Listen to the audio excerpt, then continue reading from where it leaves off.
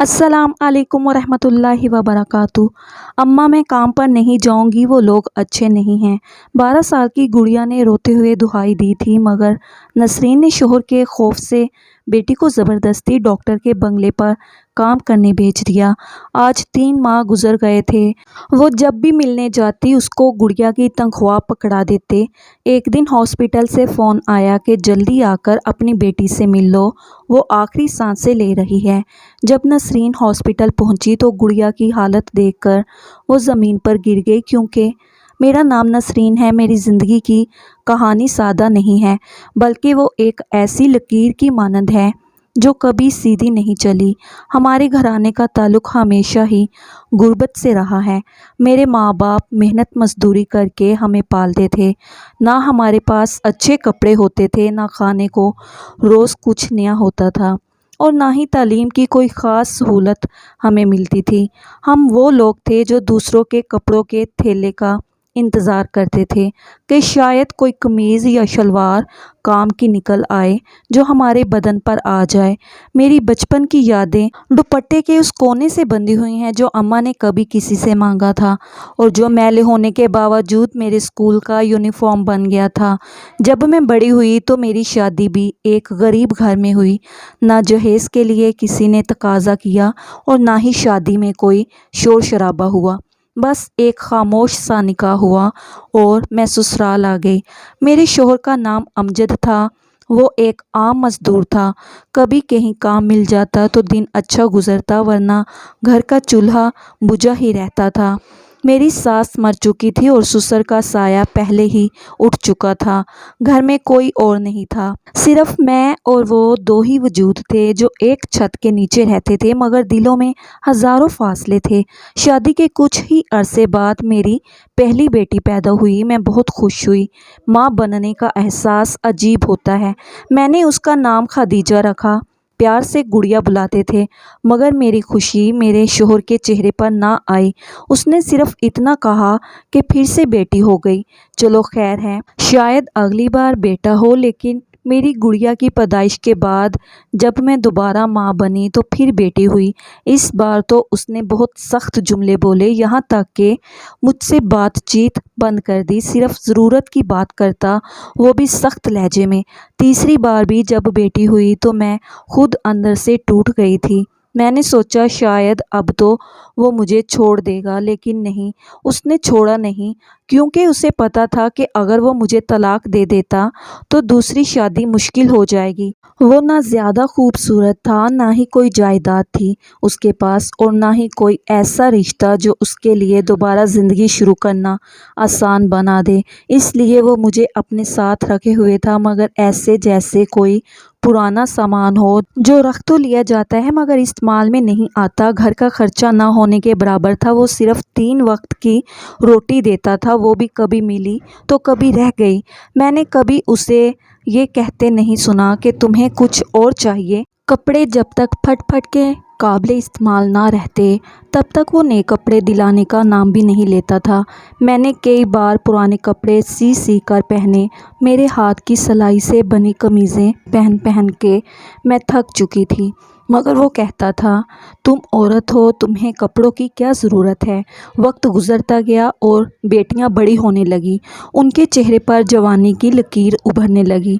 तब उसने एक रोज़ कहा कि तेरी बेटियों का मुझे क्या फ़ायदा है। मैंने ज़िंदगी तुझ पे बर्बाद की और अब तेरी बेटियां भी मेरे लिए बोझ बन रही हैं। मैंने कहा कि वो तुम्हारी भी तो बेटियां हैं, मगर वो कहने लगा कि मुझे उनसे कोई हमदर्दी नहीं है। अब वो काम पे जाएंगी, बड़े बड़े घरों में नौकरियां करेंगी, खाना पकाएं, बर्तन धोएं, कपड़े इस्त्री करें और बदले में 20-20, 25-25 हज़ार कमाएंगी। 2 बेटियां तो अभी छोटी थी, लेकिन गुड़िया यानी खदीजा थोड़ी बड़ी थी। ऐसी उम्र जिसे आप जवान भी नहीं कह सकते और बच्चा भी नहीं। मेरी गुड़िया खामोश तबीयत की थी। वो हमेशा मुझे देखती रहती थी। कभी मैं रोती तो वो भी चुपचाप मेरी गोद में आ जाती और अपनी छोटी छोटी उंगलियों से मेरे आंसू पोंछती। उसकी आंखों में सवाल होते थे कि माँ, क्या हम कभी खुश होंगे। मगर मैं कभी जवाब नहीं दे पाती थी। शौहर ने ही एक रोज़ शहर में एक बंगला तलाश किया जो काफ़ी बड़ा और अमीर लोगों का घर था। कहने लगा कि यहाँ खदीजा को भेजो, उनसे बात हुई है, उन्होंने कहा है कि तनख्वाह 20,000 होगी, खाने पीने का ख्याल रखेंगे, कपड़े देंगे और अगर बीमार हुई तो इलाज भी करवाएंगे। मैं सुन के हैरान हुई कि इतनी अच्छी तनख्वाह किसी मुलाजमा के लिए बहुत होती है। मुझे लगा कि शायद किस्मत अब मेहरबान होने वाली है। मेरी गुड़िया भी खामोशी से सब सुन रही थी। मैंने रात को उससे बात की तो उसने कहा कि माँ, तुमने ज़िंदगी भर मेरे लिए सब कुछ सहा है, अब मेरी बारी है, मैं चली जाऊंगी। मुझे भी अपने बाप की बातें सुनना अच्छा नहीं लगता, इसलिए अगर मेरी नौकरी से तुम्हें कुछ सुकून मिलता है तो मैं राज़ी हूँ। उसकी बातों में वो दुख था जो बरसों से जमा हो चुका था। मेरी बेटी छोटी सी उम्र में बड़ी हो गई थी। अगले दिन मैंने दिल पर पत्थर रख के उसे तैयार किया। उसके छोटे छोटे हाथों पर मेहंदी नहीं लगी थी, ना चूड़ियाँ पहनी थी, ना ख्वाबों का आंचल उसके सर पर था। वो काम करने जा रही थी। इस उम्र में बच्चियां गुड़ियों से खेलती हैं और बस्ते उठाती हैं। मेरी बेटी झाड़ू उठा रही थी और बर्तन धो रही थी। वो दिन मेरी ज़िंदगी का सबसे तल्ख दिन था, लेकिन शायद यही एक उम्मीद थी जो मुझे बाकी बेटियों के लिए कुछ बेहतर करने का मौका दे सकती थी। मैंने अपनी गुड़िया को दरवाजे पर रुखसत किया जैसे बेटियों को रुखसत किया जाता है, मगर ये रुखसती किसी शादी के लिए नहीं बल्कि मजदूरी के लिए थी। उसके कदम जब दरवाजे से बाहर निकले तो मेरी आंखों से जो आंसू बहे वो कभी नहीं रुके। मेरे शौहर को कोई परवाह नहीं थी। खुदा न ख्वास्ता बेटियां कहीं चली जाती और कभी वापस ना आती, उसे तब भी परवाह नहीं होनी थी। अभी तो वो खुश हो रहा था कि बेटियां पैदा होने पे तो मैं परेशान हो गया था, लेकिन ना डिग्री ना तालीम, उसके बगैर भी उनको नौकरी मिल सकती है, वो भी 20,000 वाली। उसकी इस तरह की बातें सुन के मुझे गुस्सा भी आता था, लेकिन एक औरत जो ना कोई हुनर रखती है ना तालीम रखती है, जिसके पीछे मैका भी नहीं है और उसने 3 बेटियां पैदा की हैं, वो क्या ही बोलेगी। उसकी ज़ुबान तो जैसे उसके पास रहती ही नहीं। अगले महीने जब मैं अपनी बेटी से मिलने गई तो दिल बहुत बेचैन था।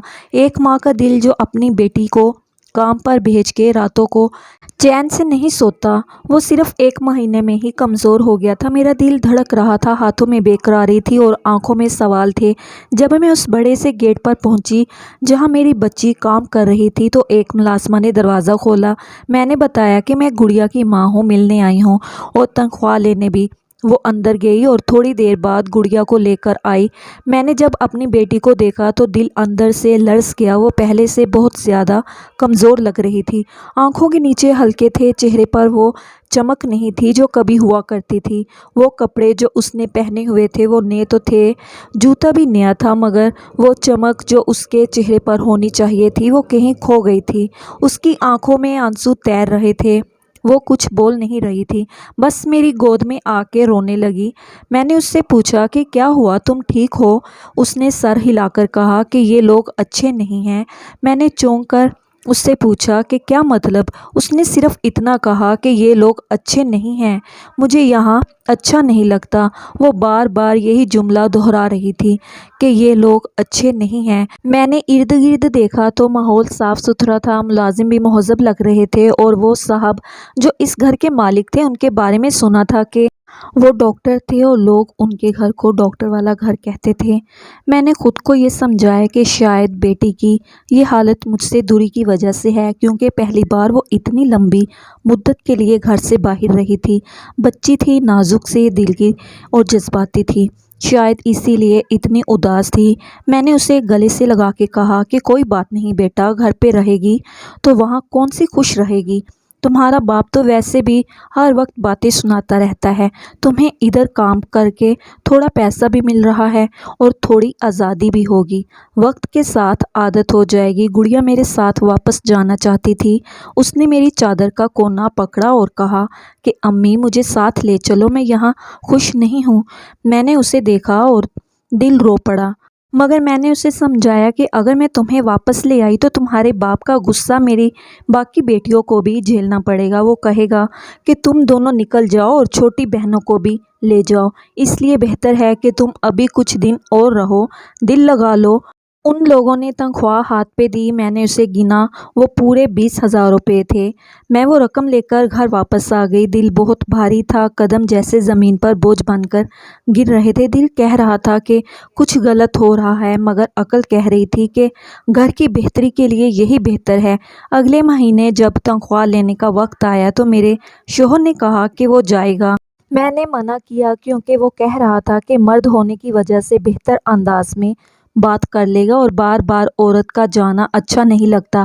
میں نے کہا کہ ٹھیک ہے، چلے جاؤ اور میری بیٹی کو میرا سلام دینا اور کہنا کہ میں بہت یاد کرتی ہوں۔ وہ گیا اور شام کو واپس آیا۔ جب میں نے پوچھا کہ گڑیا کیسی تھی تو کہنے لگا کہ بالکل ٹھیک تھی، اچھی بھلی گھوم رہی تھی، ہنس رہی تھی، خوش تھی۔ میں نے ایک سکون کا سانس لیا اور خود سے کہا کہ شکر ہے میری بچی کا دل لگ گیا ہے۔ شاید جو تکلیف اسے پہلے مہینے محسوس ہوئی وہ اب نہیں رہی۔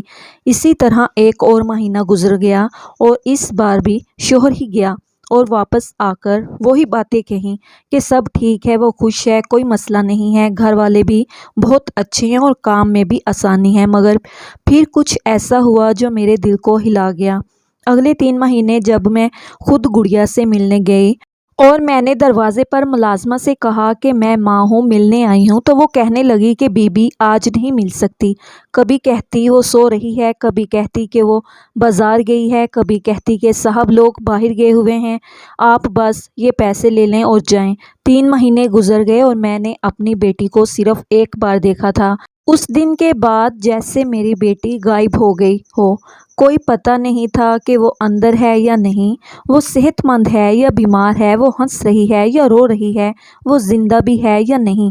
میں ان سے کہتی کہ مجھے بس 5 منٹ دے دیں، مجھے اپنی بیٹی سے ملنا ہے، مگر وہ ٹال دیتے، پیسے میرے ہاتھ پر رکھتے اور دروازہ بند کر دیتے۔ میں پریشان ہو گئی، میرے دل میں خوف بیٹھ گیا۔ میری بہن نے ایک روز کہا کہ نسرین، ایسے جوان بیٹیوں کو غیروں کے گھر چھوڑ کے بھول تھوڑی جاتے ہیں، کیا تمہیں عقل نہیں آئی؟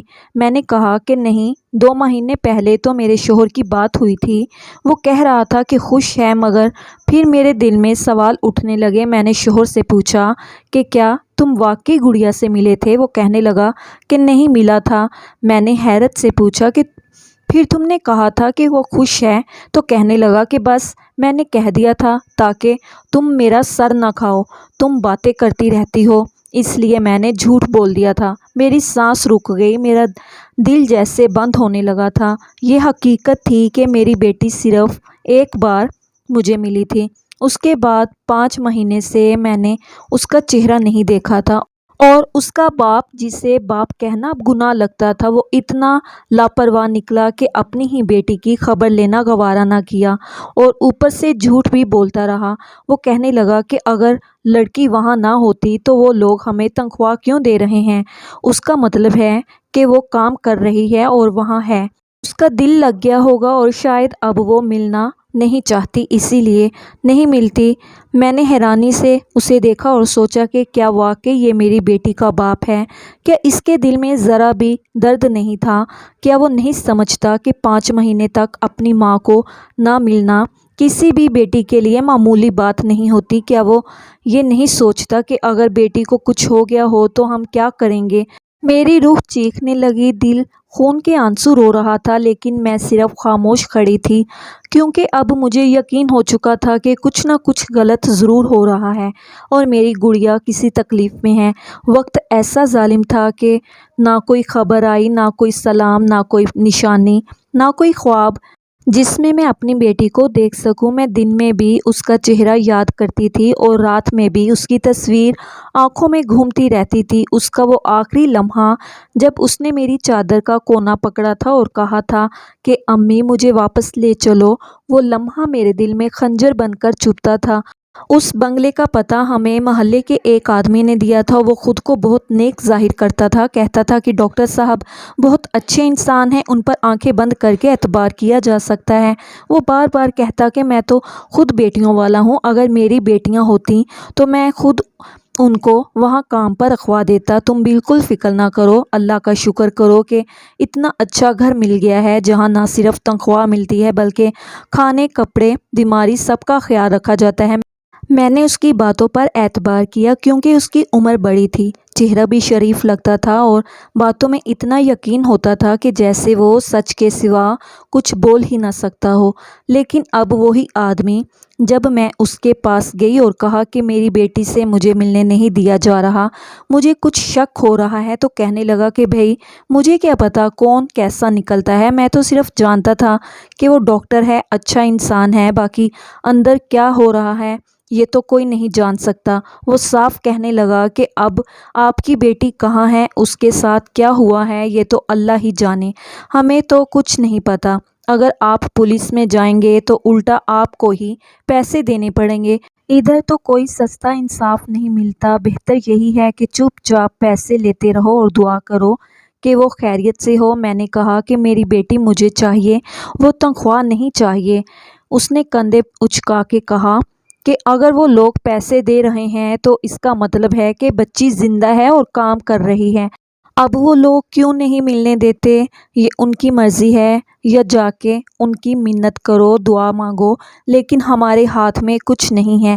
اس کی باتوں سے مجھے یوں لگا جیسے اس کا ضمیر کہیں مر چکا ہو، جیسے اسے ایک ماں کے دل کی حالت سمجھ ہی نہیں آ رہی ہو، یا وہ سمجھنا ہی نہیں چاہتا ہو۔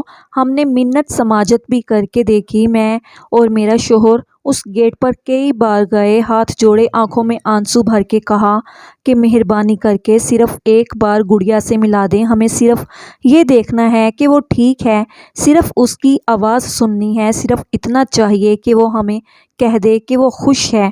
لیکن انہوں نے ہماری بات کا کوئی جواب نہ دیا، بلکہ صاف کہہ دیا کہ تنخواہ لینی ہے تو لے لو، نہیں لینی تو مت لو، باقی ہم کسی سے نہیں ملتے، یہ گھر ہمارا ہے، ہماری مرضی، ہم کس کو ملائیں اور کس کو نہیں۔ میرا شوہر خاموشی سے پیسے لے کر واپس آ گیا، وہ راستے میں بھی کچھ نہ بولا، جیسے وہ اب ہر چیز کو مقدر سمجھ چکا ہو۔ اس کی خاموشی مجھے اور ڈرا رہی تھی، وہ نہ سوال کر رہا تھا، نہ اعتراض، نہ ہی میری بیٹی کے لیے کوئی فکر دکھائی دے رہا تھا۔ اور مجھے وہ وقت یاد آیا جب گڑیا کے کام پر جانے سے پہلے میں نے کہا تھا کہ یہ باپ کبھی اس کا درد نہیں سمجھے گا۔ مجھے نہ دن کا سکون تھا نہ رات کی نیند، بس ایک ہی دروازہ تھا جس پر میں روزانہ دستک دیتی تھی، وہ اللہ کا در تھا۔ میں نے دن رات دعائیں مانگنی شروع کر دی۔ میرے پاس اس کے سوا اور کوئی ذریعہ نہ تھا، نہ پیسہ تھا، نہ سفارش، نہ کوئی طاقت۔ میں نے ہر وہ وظیفہ پڑھا جو کسی ماں کو اپنے بچے کے لیے پڑھنے کا کہا جاتا ہے، میں نے ہر نماز میں ہاتھ اٹھائے اور اللہ تعالیٰ سے صرف یہی کہا کہ میری گڑیا کو سلامت رکھ اور اس کی حفاظت فرما، جہاں بھی ہے اسے سکون دے۔ میرا رشتہ داروں کو جب پتہ چلا تو جیسے ان کی زبانوں میں زہر آ گیا، کسی نے دلاسا نہیں دیا، کوئی امید کی بات نہیں کی، بلکہ الٹا میرے دل کو توڑنے والی باتیں کرنا شروع کر دی۔ کوئی کہنے لگا کہ بیٹی کو وہاں بھیجا ہی کیوں تھا، جوان تھی، خوبصورت تھی، کسی کے دل کو بھا گئی ہوگی۔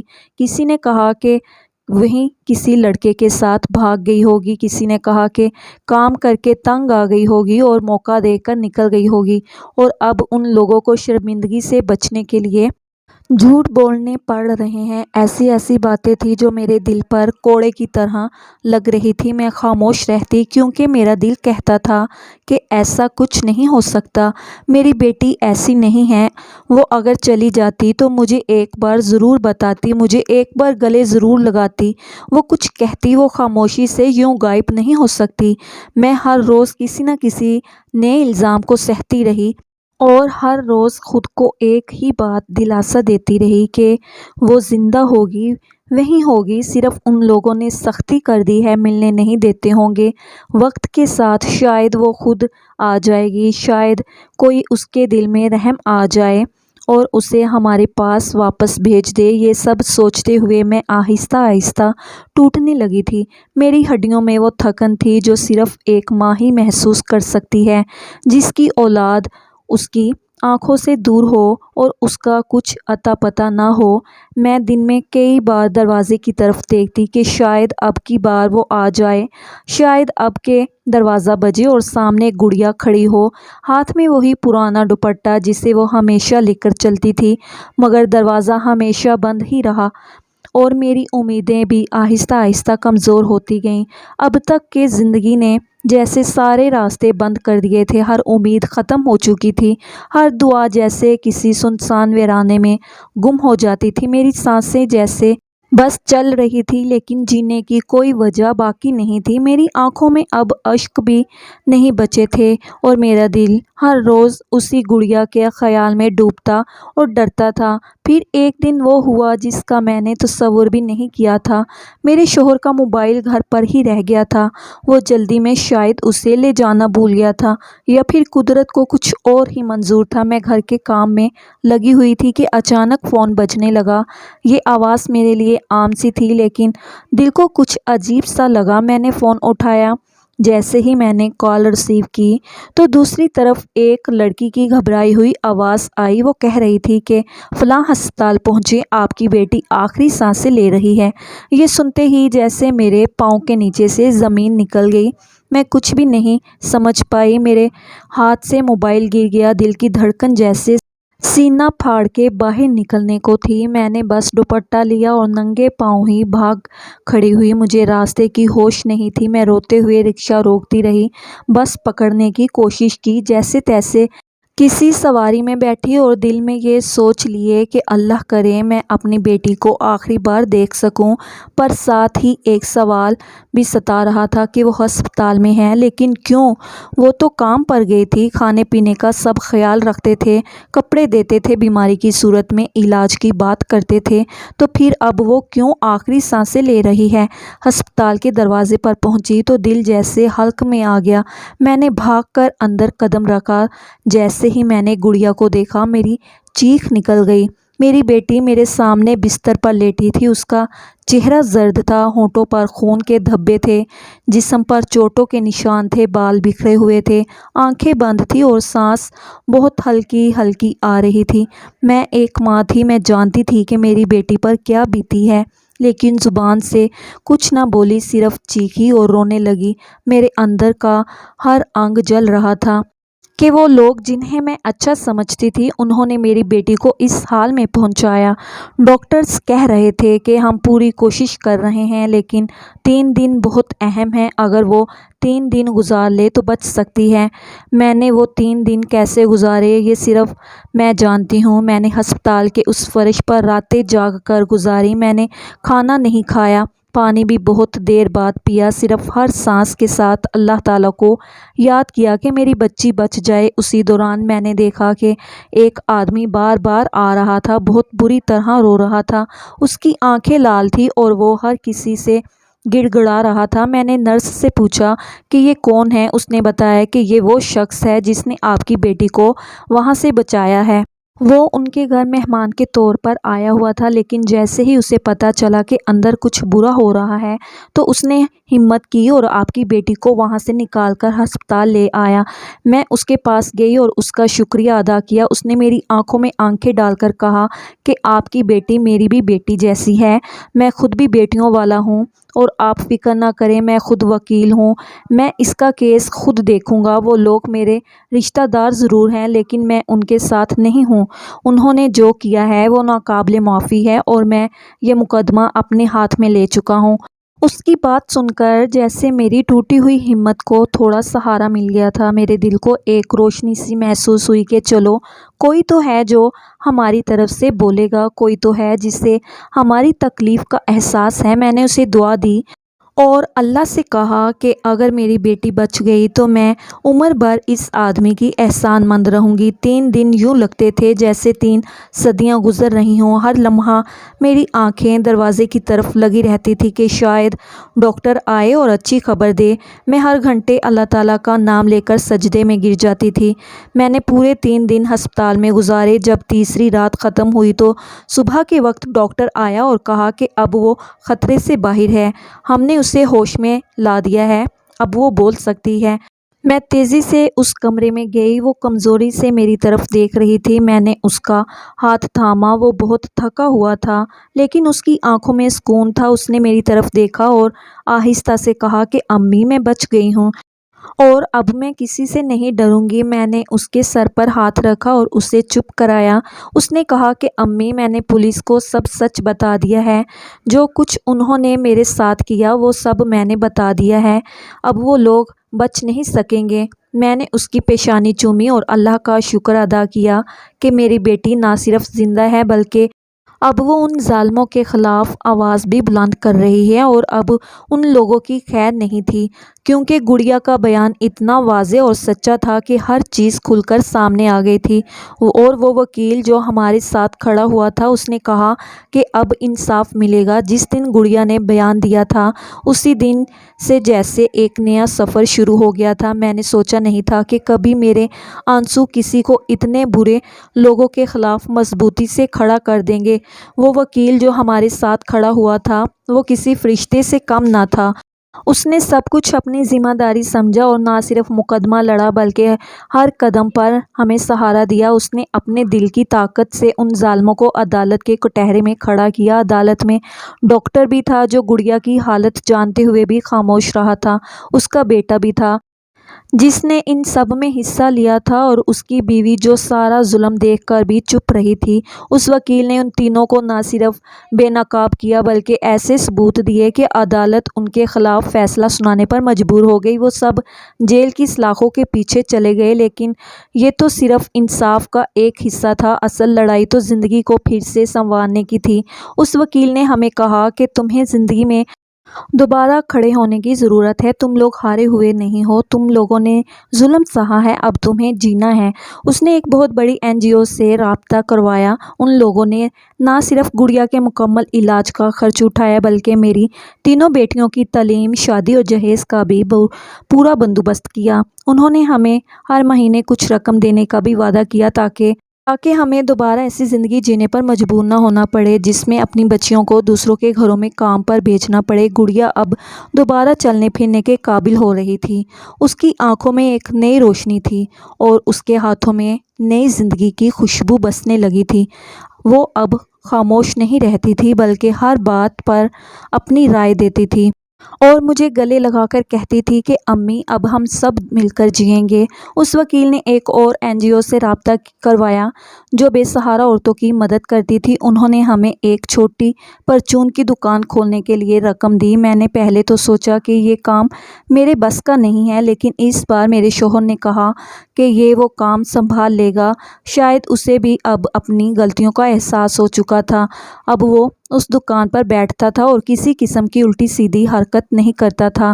نہ اب وہ بیٹیوں پر غصہ کرتا تھا، نہ مجھے مارنے کی کوشش کرتا، کیونکہ وکیل نے ایک اور درخواست عدالت میں دی تھی کہ اگر میرا شوہر دوبارہ میری بیٹیوں کو کسی کے گھر پر نوکری کے لیے بھیجنے کی کوشش کرے یا مجھ پر ہاتھ اٹھائے یا مجھے ذہنی اذیت دے تو اس کے خلاف بھی کارروائی ہوگی اور وہ بھی جیل کی ہوا کھائے گا۔ یہ بات جاننے کے بعد وہ جیسے میرے تابع ہو گیا ہو، جیسے اسے احساس ہو گیا ہو کہ اب وہ میرے اوپر کوئی ظلم نہیں کر سکتا۔ زندگی آہستہ آہستہ سنبھل رہی تھی۔ میری بیٹیاں اب اسکول جا رہی تھیں۔ وہ شام کو واپس آ کر میرے ساتھ بیٹھتی، اپنا ہوم ورک کرتی۔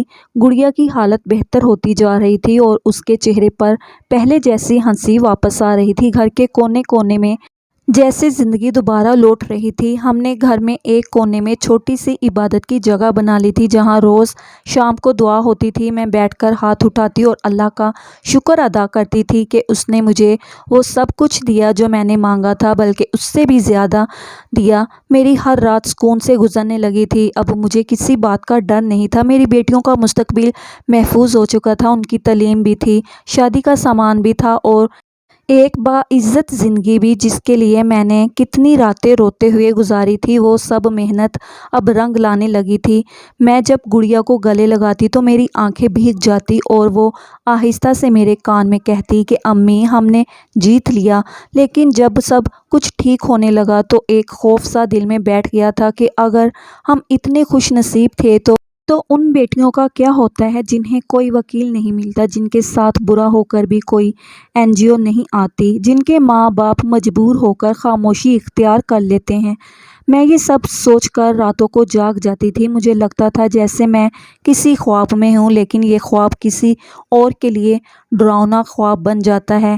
میری گڑیا کے ساتھ جو ہوا وہ میری زندگی کا سب سے برا وقت تھا، لیکن اس کے بعد جو سب کچھ ہوا وہ شاید کسی دعاؤں کا نتیجہ تھا۔ آج جب میں دکان پر بیٹھے اپنے شوہر کو دیکھتی ہوں اور اپنی ہنستی مسکراتی بیٹیوں کو اسکول جاتا دیکھتی ہوں تو میرے دل میں ایک عجیب سی سکون کی لہر دوڑ جاتی ہے۔ میں سوچتی ہوں کہ قسمت نے شاید ایک موقع اور دے دیا، لیکن ہر کسی کو ایسا موقع نہیں ملتا۔ یہی سوچ کر میں روز اپنی دعا میں ان لوگوں کے لیے بھی دعا کرتی ہوں جن کی بیٹیاں اس تکلیف سے گزر رہی ہیں اور جنہیں کوئی سہارا نہیں ملتا، کیونکہ بیٹی کی تکلیف صرف وہی ماں جانتی ہے جس نے اسے جنم دیا ہوتا ہے، اور بیٹی کا درد صرف وہی محسوس کرتا ہے جو ایک ماں کا ہوتا ہے۔